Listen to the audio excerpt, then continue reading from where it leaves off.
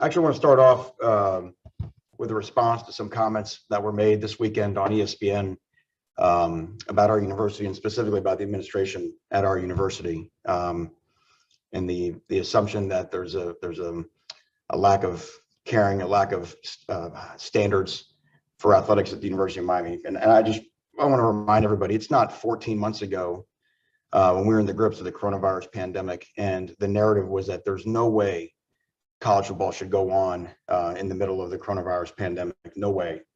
And we were out on a practice field in August, and it looked like the season was going to get canceled.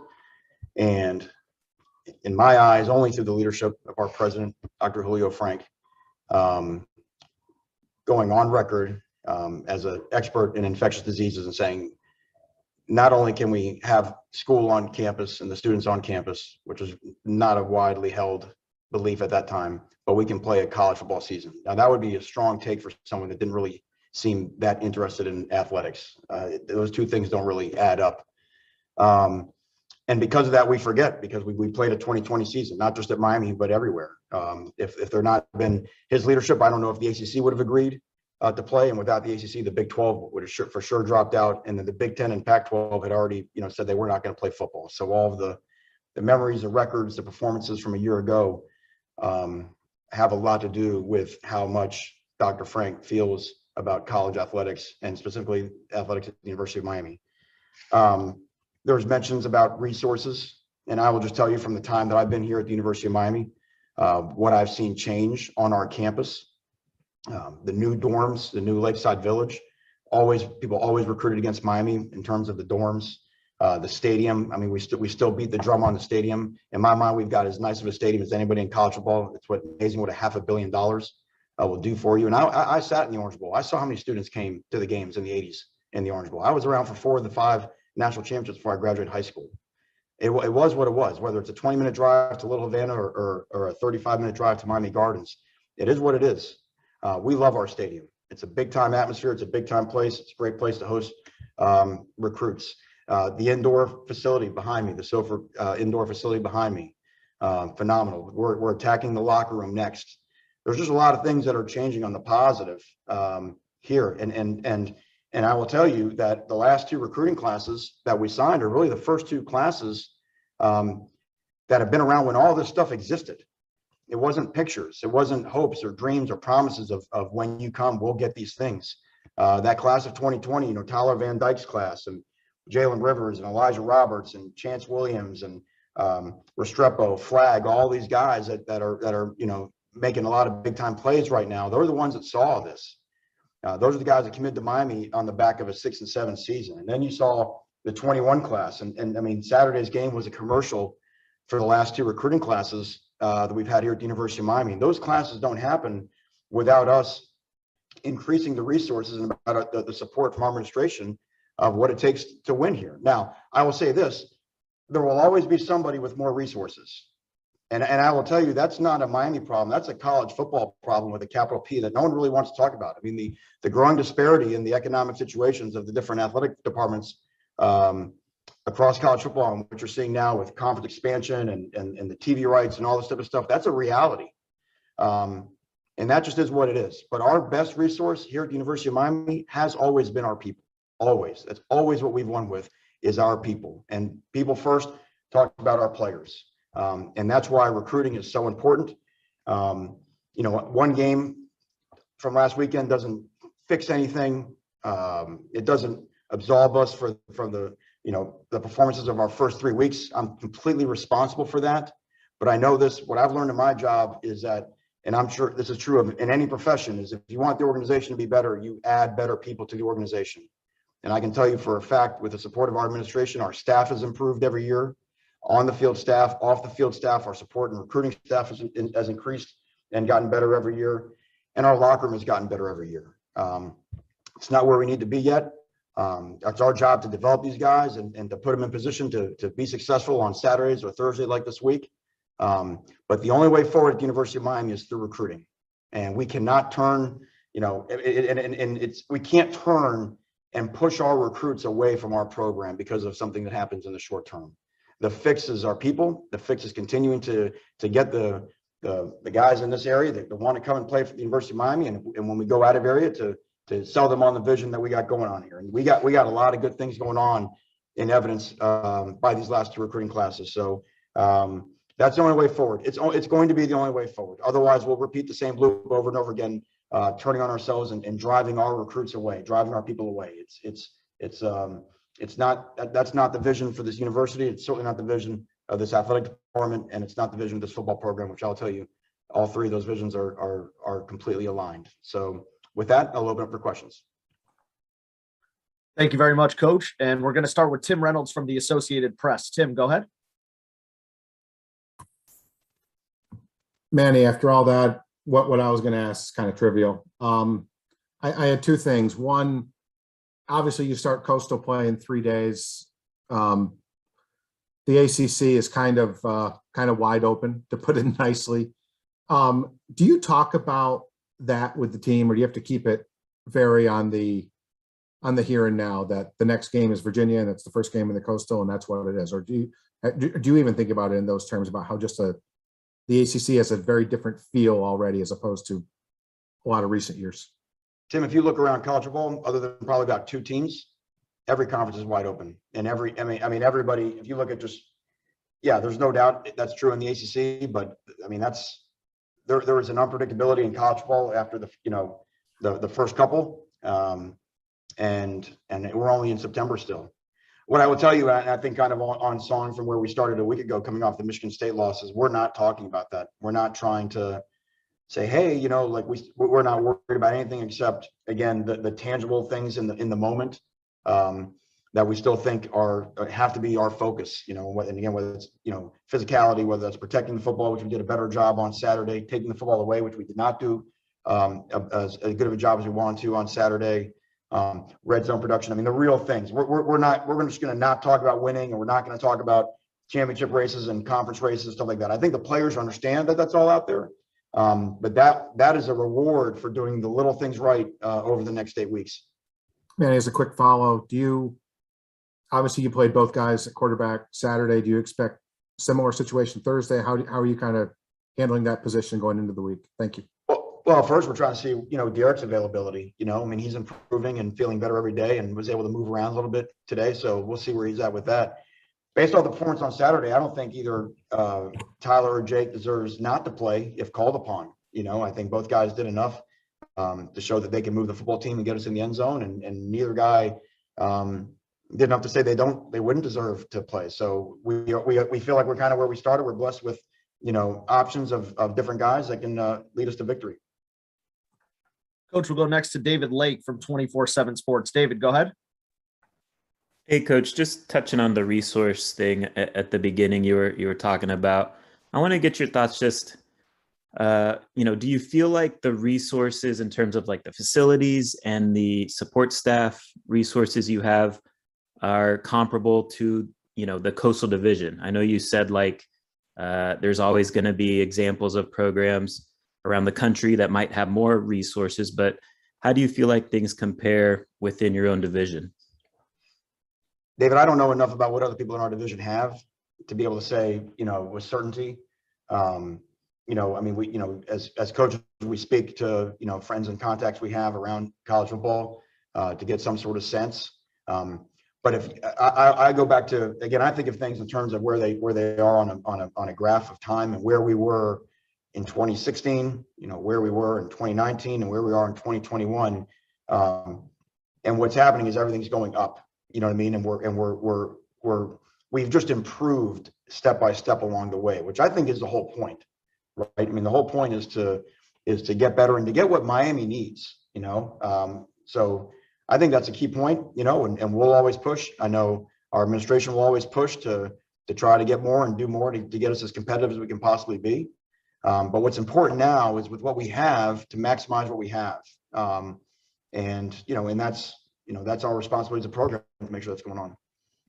I just follow up about Virginia. Obviously, they enter this week's game with a passing offense that's been very productive. I guess what have you seen from them just on the film, and then also too, how do you feel like through these first 4 games, your pass rush and your coverage has been so far this year? Yeah, it's going to be a great challenge for us. Obviously we wanted to have more sacks on Saturday than we did. The quarterback was difficult to get on the ground, kind of ran around back there. So we're continuing to develop, continue to work on our pass rush, being more consistent with our coverage matchups. There are times when some safeties have to match up on some play action passes, and just being better disciplined with the eyes. And part of that's just some of the youth we played with this past weekend. Virginia's always had a very well coached offense. Rob and I does a really good job. They've always been very efficient. And what I mean by that is that they've been able to control a game with a lot of short passes. And that's how they would just sort of drive you down the field. And what makes them different this year is they're explosive in addition to efficient. They are getting chunk plays. I think they have 2 wideouts over 20 yards per catch. And that's and they've had some really good players that, at wideout, but they've got guys now that can blow past your coverage. They do a nice job of some double moves and some shots. And then they got the tight end, Woods over the middle of the field. They just have a different feel with their personnel than what they've had in the past, and they've done a nice job of adapting offensively to that. But then the quarterback, he's hitting people in the face mask. His accuracy jumps off the film. I mean, there was actually a play where he threw a curl and the receiver's head whipped back because it was so accurate. So all those 3 things, make them a little bit of a more difficult. This game has obviously been a low-scoring, very tight affair the last 3 years. It would make sense that it's going to be a tight affair again this year. It just seems like what happens when Miami plays Virginia. But they've got the ability to score some points, and we got to find a way to take them off rhythm and slow down some of that explosiveness. Coach, next we're going to go to Kobe Price at the South Florida Sun-Sentinel. Kobe, go ahead. Thanks, Cam. Hey, Manny. Kind of cut out a little bit, had some technology issues on my part, so my bad if this is a repeat question. But I had a couple questions. First, I want to ask about the quarterbacks, the Derek situation, what's going on with him, and I guess Tyler and Jake, where are they at, and if they need to step up. Like I said, if this is a repeat question, sorry. That's okay. Cut out. It's fine. Like I said, Derek is improving. He moved around a little bit today for the first time. That was good. So we'll see what his status is for Thursday. And then, as I mentioned, Tyler and Jake, both those guys deserve, based off the performance Saturday, to play more. Neither guy did anything to suggest that they shouldn't play more. So like I said, we've got, today was our Tuesday practice. Tomorrow is our Wednesday, sort of third down red zone type practice. And after we get through tomorrow's practice, we'll kind of get an idea of what the arrangement is. And I noticed that on the depth chart that was just released to us right before the call started, that James was listed as co-starter with Gervin. What did you see from him on Saturday that really elevated him to that spot? And I guess where are you at right now in terms of, who do you think will actually start versus Virginia?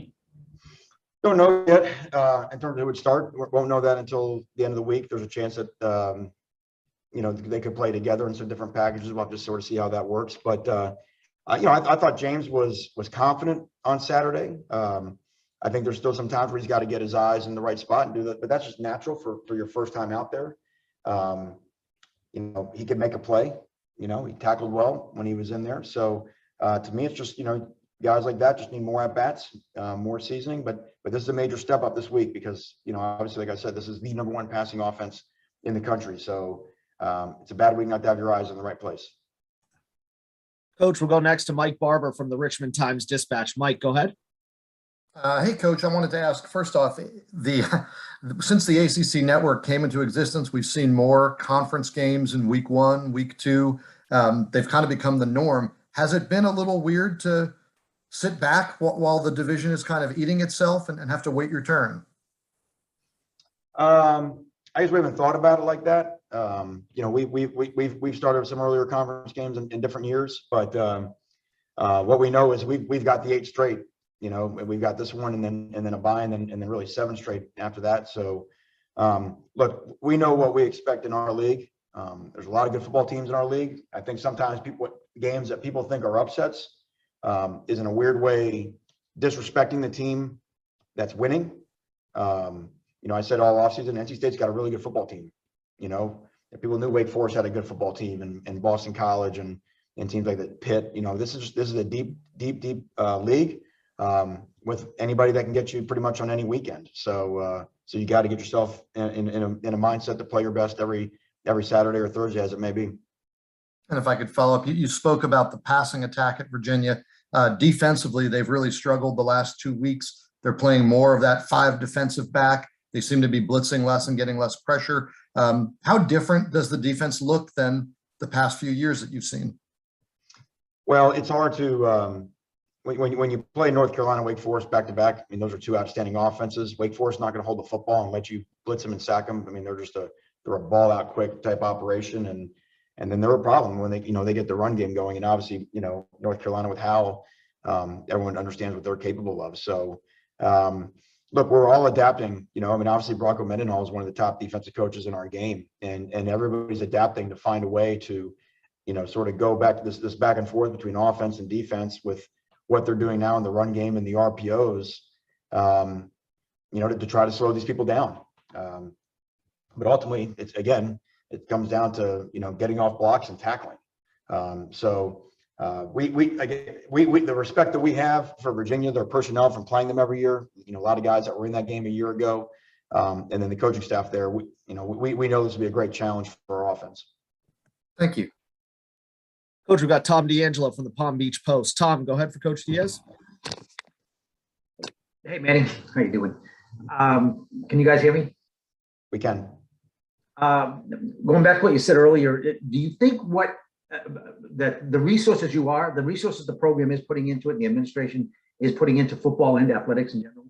And I know your recruiting classes, you're very happy with them, and you've had very good recruiting classes. Do you think that's resonating more with recruits each year? Do you think they're seeing that? Is that a reason? Is that a reason, part of the reason, the main reason why you feel like your recruiting has really stepped up? Are they seeing these resources being put into football? Well, I think that's exactly it. When the dead period ended in June and we had our, sort of barbecue cookout at the new dorms, I mean, those people come and they see that and they're like, holy cow, I mean, this is big time. And we didn't have that. We had the opposite. It was really poor. And everybody that recruited against us would tell, hey, make them show you the dorms.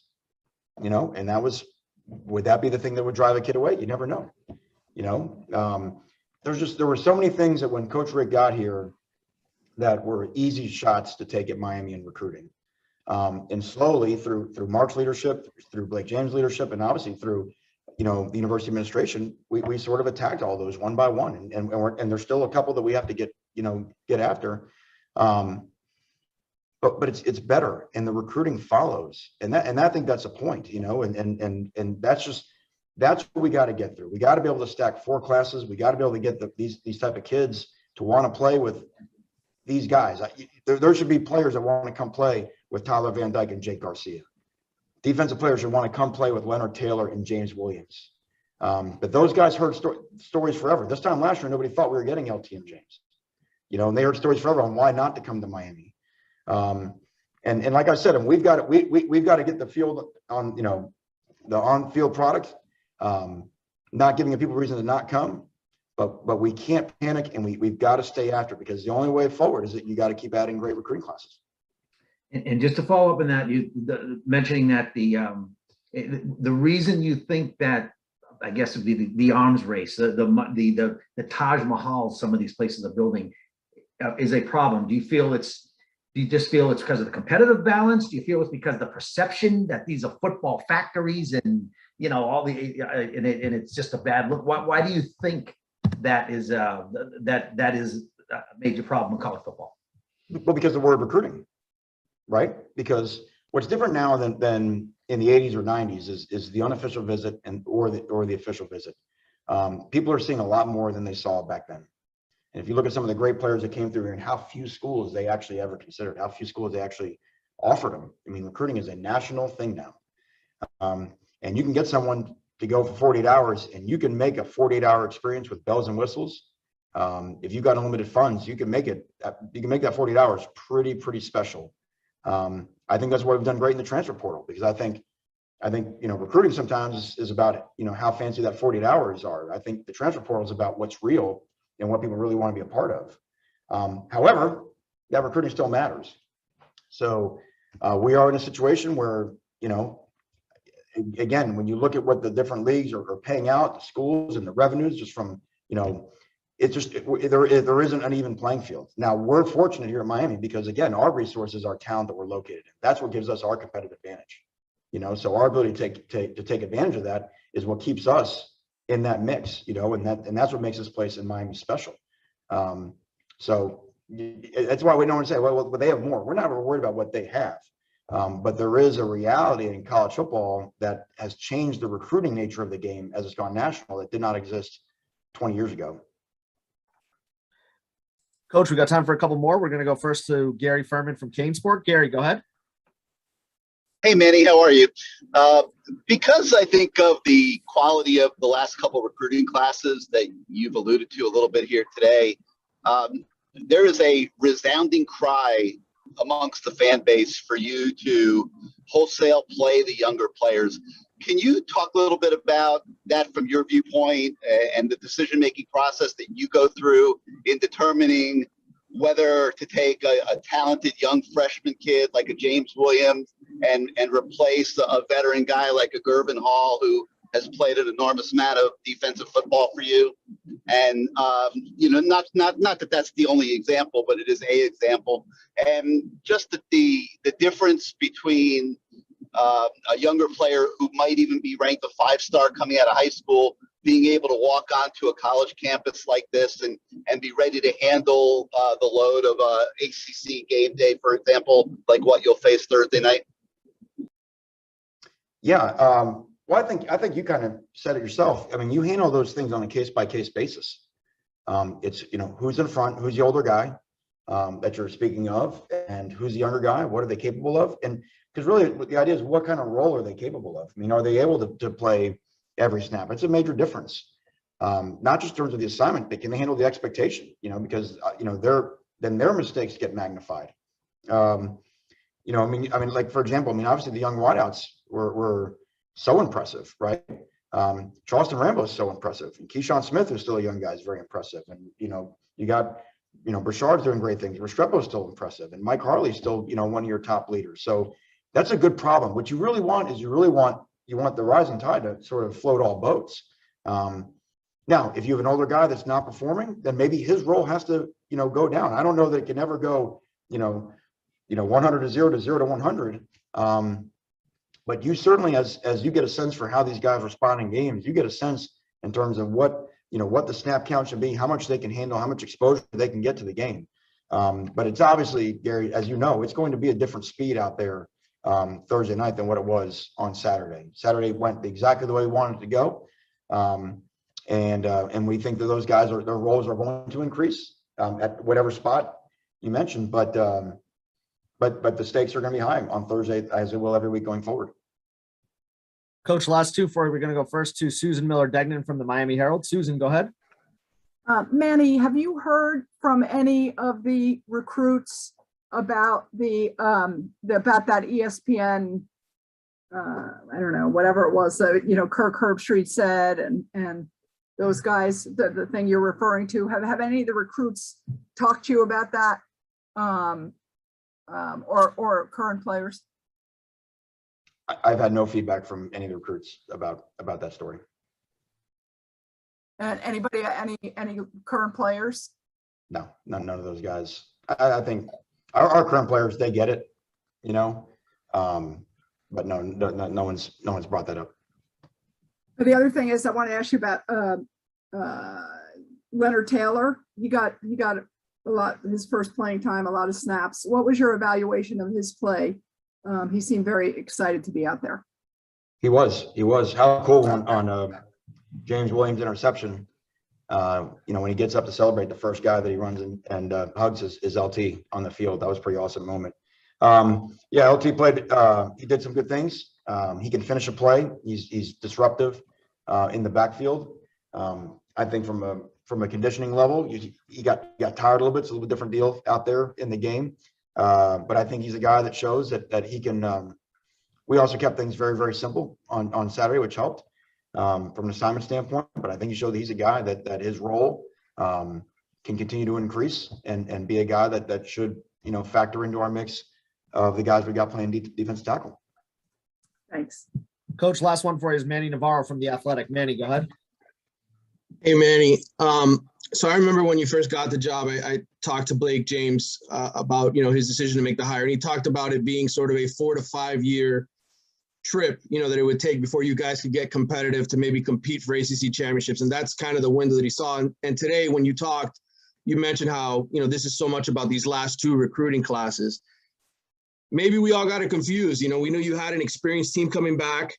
And the rough start, maybe our expectations were a little bit further ahead for this program than should have been, because it seems to me like with what you told us today that, everybody's in alignment, that this is a process, this is a long-term vision, not necessarily a, dependent on things rising in a steady pattern, in other words. I guess my question would be, have you been told by the administration that despite the maybe tough start to the season that, they've got your back and they see this as more of a long-term thing and not so dependent on what you guys necessarily do in this 3rd season with you as coach? Let me ask you this, man. Can both things be true at once? I guess they could. Yeah. In our mind, we were competing for the ACC championship a year ago, right? Mm-hmm. I want to repeat. We came in 3rd in the ACC last year, and the team that came in 2nd is not in the ACC. That's just a fact. Now, I know we had a bad game against North Carolina. We still finished with less conference losses than they did. We came in 3rd last year with the guys we have. But 2 things can be true at once. You can compete for the ACC, which is still our standard, but you can still have a long-term vision of what it takes to build a roster, right, to get it to where you want to go.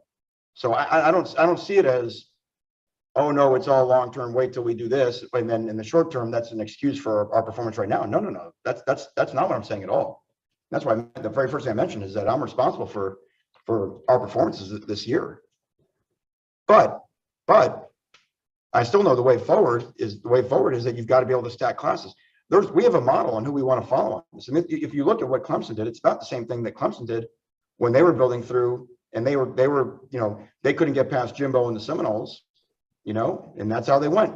They kept recruiting. They finally got a transformative quarterback, and then another, and that's how they got to be where they are. I mean, there's a pattern of how these things occur and how you build a program. But I don't think they were sitting there saying we'll be fine when, Trevor Lawrence gets here. They were still, taking all the steps and still trying to compete at that moment. Same thing when Jimbo got Florida State back up and running. So this is the way that it goes. So please don't misinterpret what I'm saying is that, oh no, we'll be good when. No, that's another aspect of it. That's another level of the program. What I'm saying is, on evidence of what we've seen from the 20 and the 21 class, if we stack 2 more classes like that, we're going to be really excited about what our locker room looks like.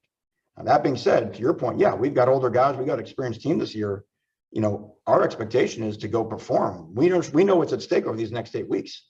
And we think we got as good a shot as anybody. But we're in a league where, the next 8, you can see it. You can win them all and you can lose them all.